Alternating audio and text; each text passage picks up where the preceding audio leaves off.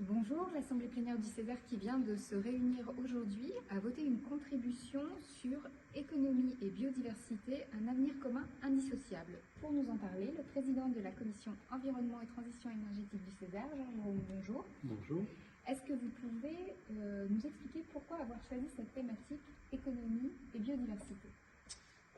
Oui, cette thématique s'inscrit dans un triptyque des différents travaux que nous avons pu réaliser pendant toute cette mandature sur l'air, sa pollution et les moyens d'avoir une intervention, sur les problèmes de l'eau en lien avec le changement climatique et sur le problème lié à la disparition drastique de la biodiversité.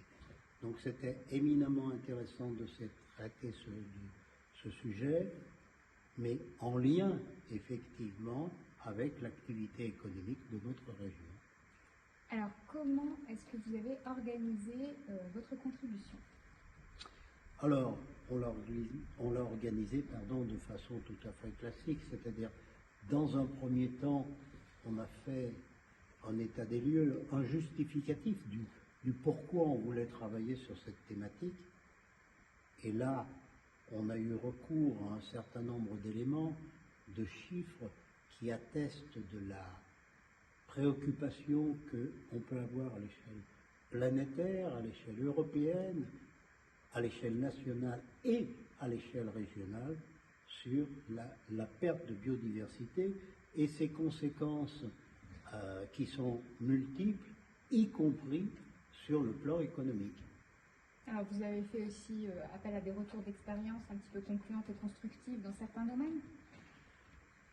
Oui, bien sûr, et on a fait pour cela, on a fait intervenir un certain nombre d'acteurs de différents milieux dont les préoccupations sont différentes les uns des autres, mais on a essayé de trouver, autant que faire se peut et dans un espace de temps circonscrit, on a essayé d'avoir une représentation du monde économique, non pas, j'insiste, la plus exhaustive, mais suffisamment large pour que le problème puisse être débattu et réfléchi.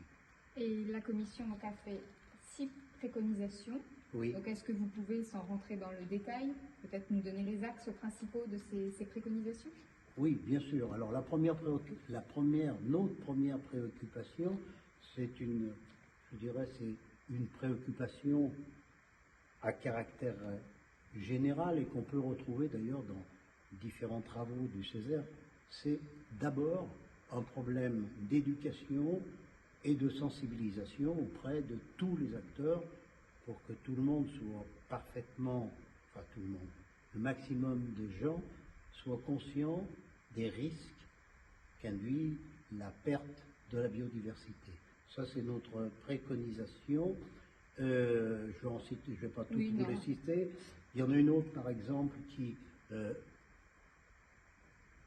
ne vais pas la formuler dans son exhaustivité, mais j'en formule l'esprit, à savoir que les aides qui sont accordées par la région sur un certain nombre de domaines liés à l'agriculture, ça serait bien si ces aides étaient assujetties à un certain nombre de précautions qui soient prises en termes d'utilisation de produits qui sont aujourd'hui considérés comme très toxiques.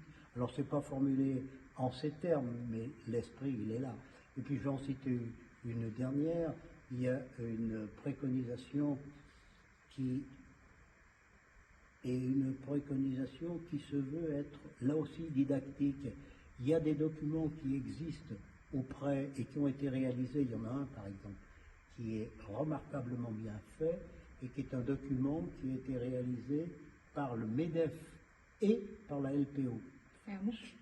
Oui, un MOOC. Et c'est un MOOC qui est un MOOC de sensibilisation qui mériterait d'être très largement diffusé dans les milieux économiques au sens large du terme et que dont le monde agricole ferait bien de s'inspirer. Donc une généralisation de la sensibilisation à travers des... Exactement. Et ça, cet outil, à travers des éléments comme celui-ci, mais celui-ci pouvant servir d'exemple. Ok. Bien, en tout cas, vous pouvez retrouver l'intégralité du rapport de la Commission 2 et de ses préconisations sur le site internet du CESER. Merci beaucoup, Georges Hérault. Je vous en prie, ça a été un plaisir.